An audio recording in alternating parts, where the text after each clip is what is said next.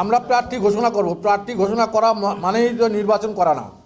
আমরা যদি situation positive দেখি তাহলে নির্বাচন করব, আর নাহলে আমরা সবাই নির্বাচন থেকে বয়কট করব। হ্যাঁ, এখানে তো আমাদের সেই জন্য অন্য দলের প্রস্তুতি থাকবে, জাতীয় পার্টি প্রস্তুত থাকবে না, এটা তো হবে না। যার কারণে জাতীয় পার্টিও আমরা প্রস্তুতি গ্রহণ করতেছি নির্বাচনের জন্য। এবং আমাদের পরিস্থিতি স্বাভাবিক থাকলে, লেভেল প্লেইং ফিল্ড থাকলে, আইন শৃঙ্খলা পরিস্থিতি ইমপ্রুভ করলে অবশ্যই জাতীয় পার্টি নির্বাচনে যাবে। হার জিত আমরা সব দিক থেকে মেনে নেওয়ার মানসিকতা নিয়েই আমরা নির্বাচনে যাব।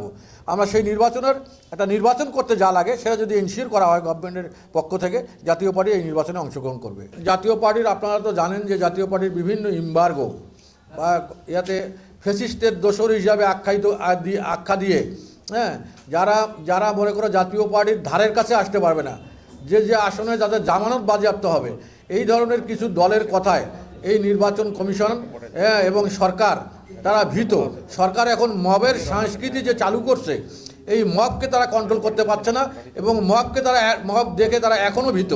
হ্যাঁ, তারা এই ভীতির মধ্যেই জাতীয় পার্টির প্রতি তারা এখন পর্যন্ত ন্যায় বিচার নিশ্চিত করে নাই। প্রত্যেকটা যেমন সংলাপে ডাকা হয়নি, নির্বাচন কমিশনের আলোচনায় ডাকা হয়নি, তারপরে আমরা নির্বাচনের জন্য প্রস্তুতি নিচ্ছি। আমরা জাতীয় পার্টির 64টা জেলায় সংগঠন আছে, কম হোক বেশি হোক সংগঠন আছে। এই 64 জেলার কার অস্তিত্ব আছে দেখেন আপনারা। যারা জাতীয় পার্টিকে নিবন্ধন বাতিল বা তাদেরকে ব্যান করার জন্য যে দাবি তুলতেছে, সেই দলগুলোর অবস্থা দেখেন না কেন?